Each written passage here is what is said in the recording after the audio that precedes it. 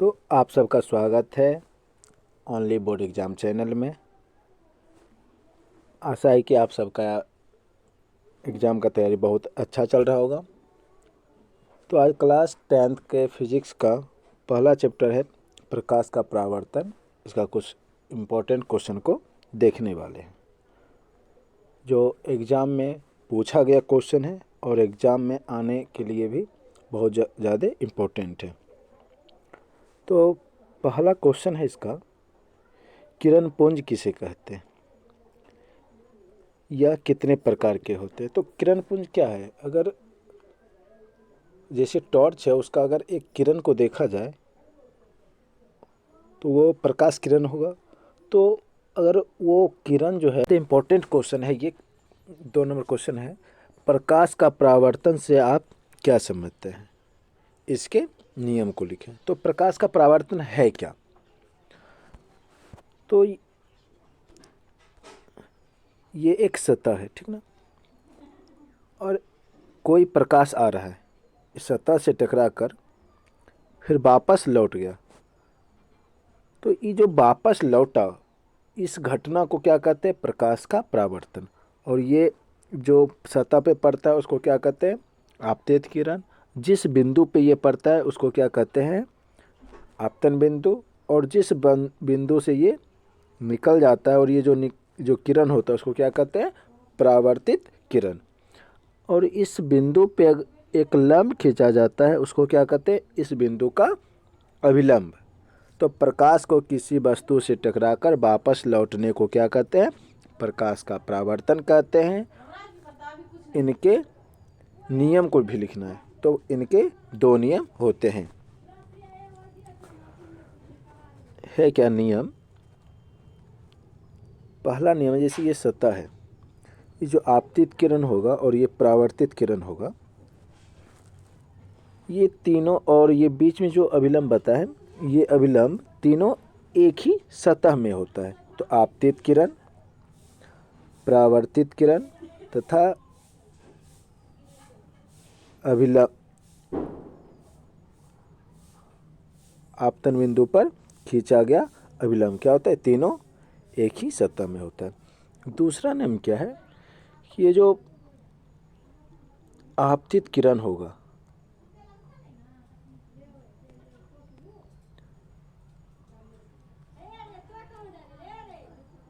ये जो आपतित किरण होगा और परावर्तित किरण होगा, इससे क्या बनता है? ये जो कोण बनता है, तो ये आपतन कोण हो जाएगा और ये परावर्तन कोण होगा जो, तो इसका जो मान होगा वो क्या होगा?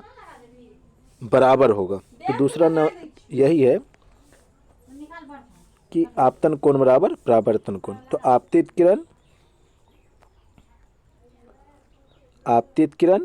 परावर्तित किरण तथा आपतन बिंदु पर खींचा गया अभिलंब तीनों एक ही सतह में होता है। तो ये पहला नियम है। दूसरा नियम क्या है? आपतन कोण बराबर परावर्तन कोण। इसको आई से सूचित करते, इसको आर से करते हैं। चलिए ठीक है।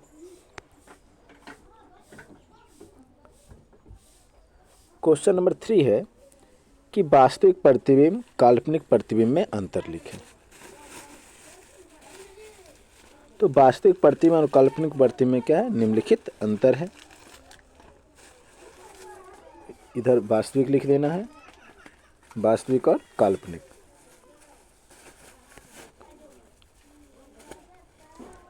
तो वास्तविक प्रतिबिंब अवतल दर्पण में बनता है। किस में बनता है? अवतल दर्पण। काल्पनिक प्रतिबिंब अवतल दर्पण और उत्तल दर्पण दोनों में बनता है। वास्तविक प्रतिबिंब क्या होता है? उल्टा बनता है। काल्पनिक प्रतिबिंब सीधा बनता है।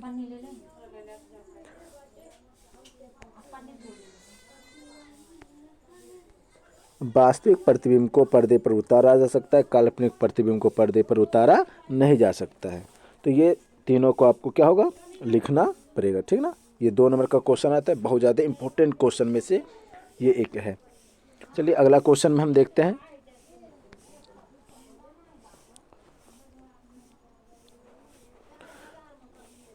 क्वेश्चन है पार्श्व परिवर्तन किसे कहते हैं? तो ये समतल दर्पण है। क्या है? एक समतल दर्पण है। तो इसके आगे एक कोई भी वस्तु होगा तो इसका प्रतिबिंब क्या किसमें बनेगा, इसमें बनेगा।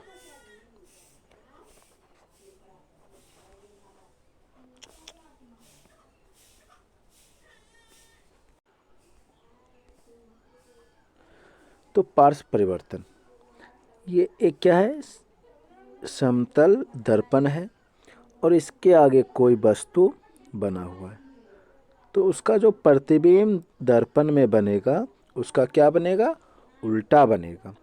तो समतल दर्पण में बने प्रतिबिंब का दायां भाग वस्तु का बायां भाग दिखाई पड़ता है और बायां भाग दायां भाग दिखाई पड़ता है। इस घटना को क्या कहते हैं, पार्श्व परिवर्तन कहते हैं। तो समतल दर्पण में बने प्रतिबिंब का दायां भाग वस्तु का बायां भाग दिखाई पड़ता है एवं बायां भाग दायां भाग दिखाई पड़ता है। इस घटना को क्या कहते हैं, पार्श्व परिवर्तन कहते हैं। बहुत अच्छा से समझ में आया क्वेश्चन ये। तो चलिए अगले क्वेश्चन को देखते हैं, क्वेश्चन नंबर 5। क्वेश्चन है समतल दर्पण की विशेषता को लिखना है। समतल दर्पण की क्या विशेषता है, तो समतल दर्पण की निम्नलिखित विशेषताएं हैं। पहला विशेषता क्या है,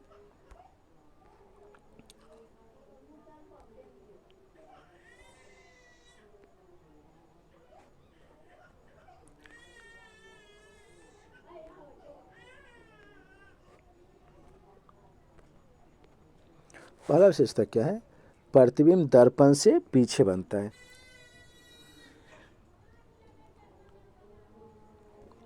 प्रतिबिंब जो होगा वो अगर यहाँ कोई प्रतिबिंब है तो इसका जो प्रतिबिंब होगा क्या, इसके अंदर बनेगा, माने क्या, दर्पण के पीछे बन रहा है, दर्पण के आगे नहीं बन रहा है। दूसरा है प्रतिबिंब का आकार वस्तु के आकार के क्या होता है, बराबर बनता है। ये दर्पण है तो इसके बाहर जितना बड़ा प्रतिबिंब होगा उसके अंदर भी उतना बड़ा ही प्रतिबिंब बनेगा।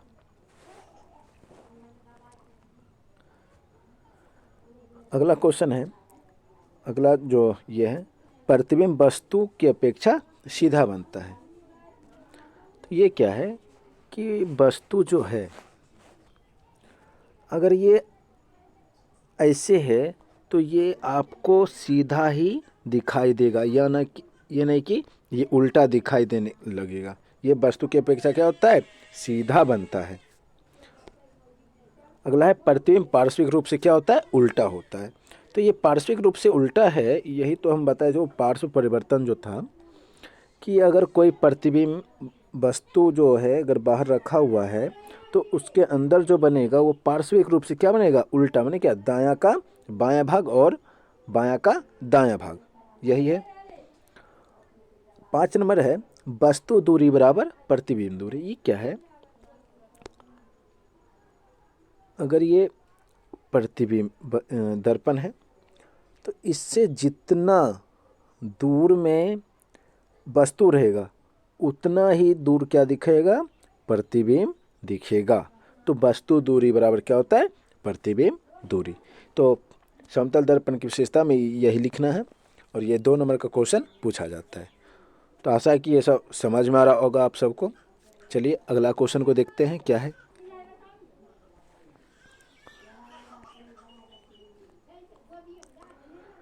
क्वेश्चन है तिर्जिया और वक्रता केंद्र से आप क्या समझते हैं। को तिर्जिया क्या है, ये कोई दर्प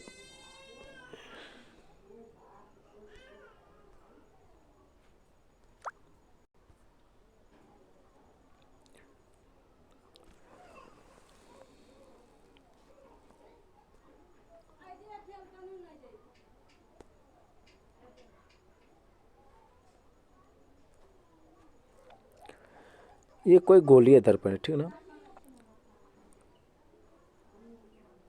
ये इसका क्या है, मुख्य अक्ष है और ये इसका क्या है, ये इसका क्या है, तो केंद्र है। तो ये जो तिर्जिया होता है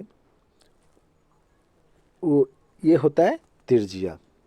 तो गोलीय दर्पण जिस गोले का भाग होता है, अगर कोई छोटा गोलीय दर्पण है तो उसका जो त्रिज्या क्या होगा, एक सेकेंड,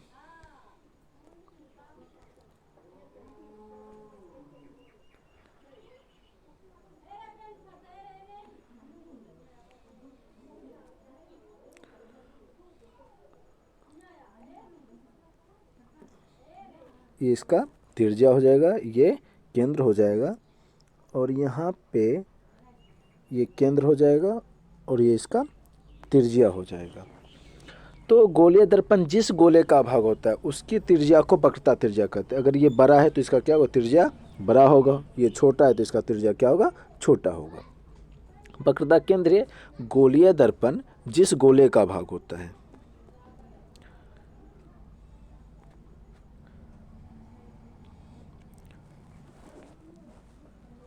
गोलीय दर्पण जिस गोले का भाग होता है उसके केंद्र को, ये है बड़ा वाला, ये है, तो इसका जो केंद्र होगा इसको इसका केंद्र कहेंगे, छोटे वाले को उसका केंद्र कहेंगे। तो गोलीय दर्पण जिस गोले का भाग होता है उसके केंद्र को वक्रता केंद्र कहते हैं। अगर कोई बड़ा गोलीय दर्पण है, कोई छोटा है, तो बड़ा वाला का क्या होगा, वक्रता त्रिज्या, वक्रता केंद्र। वक्रता केंद्र वो बड़ा वाला का अलग होगा और क्या होगा, छोटा वाला का अलग होगा। तो वक्रता त्रिज्या और वक्रता केंद्र से आप क्या समझते हैं, तो गोलीय दर्पण जिस गोले का भाग होता है उसकी त्रिज्या को क्या कहते हैं, वक्रता त्रिज्या। ये हुआ आपका वक्रता त्रिज्या। इसको R से करते हैं और इसको C से करते हैं, ठीक ना। चलिए, वक्रता केंद्र क्या है, गोलीय दर्पण जिस गोले का भाग होता है, गोलीय दर्पण जिस गोले का भाग होता है उसके भाग को क्या कहते हैं, उसके केंद्र को क्या कहते हैं, वक्रता केंद्र कहते हैं। चलिए ठीक है, आगे क्वेश्चन देखते हैं क्या है।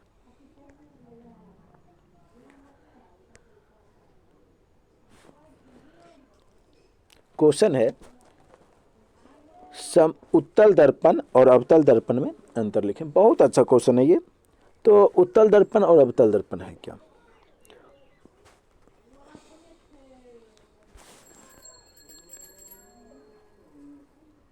ये गोलीय दर्पण है, ठीक। इसको अगर हम थोड़ा सा देखें, इसको दो भाग में बांटते हैं।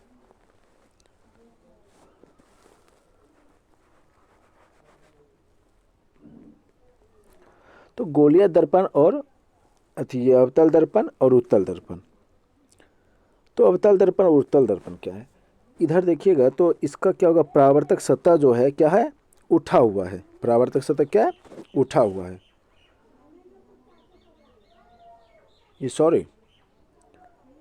ये परावर्तक सतह क्या है, इधर धंसा हुआ है। ये जो है क्या है, धंसा हुआ है। लेकिन जो उत्तल दर्पण होगा उसका परावर्तक सतह क्या है, ये उठा हुआ दिखाई पड़ रहा है। तो जिस दर्पण का परावर्तक सतह उठा हुआ होता है उसको क्या कहते हैं, उत्तल दर्पण, और जिस दर्पण का परावर्तक सतह धंसा हुआ होता है उसको क्या कहते हैं, अवतल दर्पण। तो पहला तो ये है कि इसका परावर्तक सतह क्या होगा, उठा हुआ होगा, और इसका धंसा हुआ होगा। अवतल का धंसा हुआ और उत्तल का उठा हुआ। अगला अंतर क्या है, उत्तल दर्पण में काल्पनिक प्रतिबिंब बनता है। उत्तल दर्पण में कैसा प्रतिबिंब बनता है, तो काल्पनिक प्रतिबिंब बनता है। अवतल दर्पण में वास्तविक और काल्पनिक प्रतिबिंब दोनों बनता है। अवतल में कैसा बनता है, वास्तविक प्रतिबिंब भी और काल्पनिक प्रतिबिंब भी। ये हम ऊपर भी देखे थे।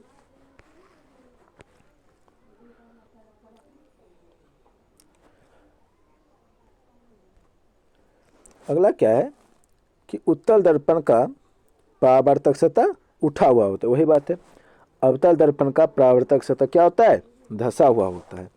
उत्तल दर्पण को अपसारी दर्पण भी कहते हैं। उत्तल दर्पण को क्या कहते हैं, अपसारी दर्पण भी कहते हैं। अवतल दर्पण को अभिसारी दर्पण भी कहते हैं। अभिसारी और अपसारी बताए हुए हैं, तो ये ऑब्जेक्टिव के लिए बहुत ज़्यादा इम्पोर्टेंट है। अगला है उत्तल दर्पण का उपयोग छोटा देखने में होता है। अगर कोई वस्तु है बड़ा है तो उसको छोटा देखने के लिए उत्तल दर्पण का उपयोग किया जाता है, जिसे आप सब साइड मिरर के रूप में करते हैं ना, वही है। चलिए, अवतल दर्पण का उपयोग वस्तु को बड़ा देखने में, अगर कोई छोटा वस्तु है तो उसको हमको ये बड़ा करके दिखाता है। सर्च लाइट में इसी का उपयोग किया जाता है, अवतल दर्पण में। तो अगला क्वेश्चन क्या है देखते हैं।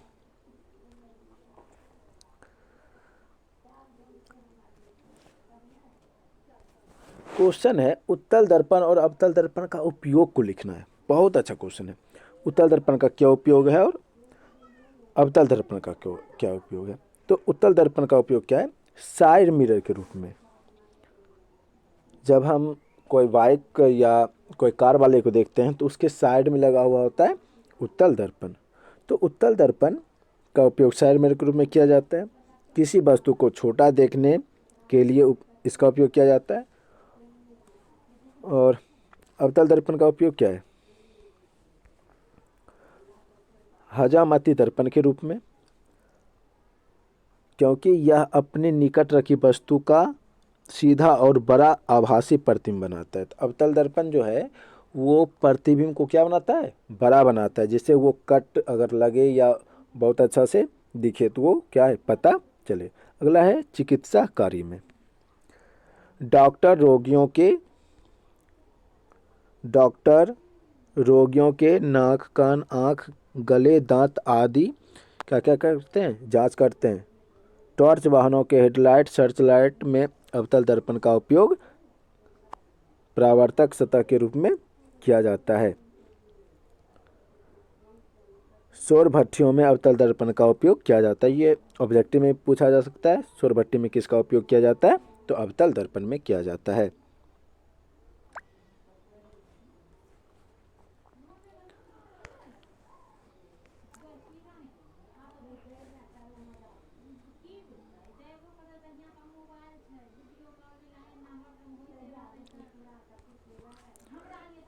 ये बहुत ज़्यादा इंपॉर्टेंट क्वेश्चन क्या है, आवर्धन से आप क्या समझते हैं।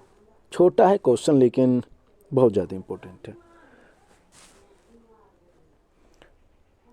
है प्रतिबिंब की ऊंचाई। अगर कोई अवतल दर्पण है, ठीक ना, वस्तु सी है, एफ है और ये क्या है, अनंत है। तो अगर वस्तु अगर अनंत और सी के बीच रखा हुआ है,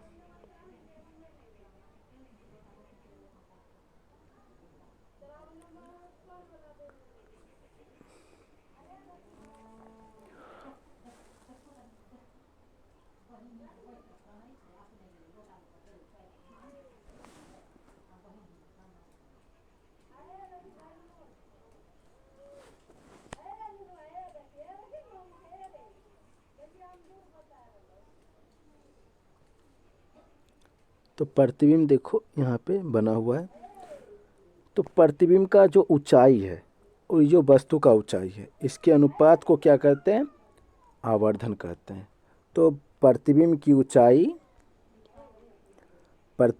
ऊंचाई और वस्तु की ऊंचाई के अनुपात को क्या कहते हैं, आवर्धन कहते हैं। इसे m से सूचित किया जाता है। m बराबर क्या होता है, h डैश बटे h, या m बराबर h डैश बटे, तो ये तो कर ही दिया, और h बराबर इशू का माइनस v बटे u।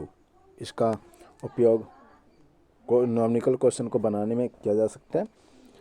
तो आज ये 9 इम्पोर्टेंट क्वेश्चन है जो बोर्ड एग्जाम में बहुत ज़्यादा पूछा गया क्वेश्चन है आज तक का।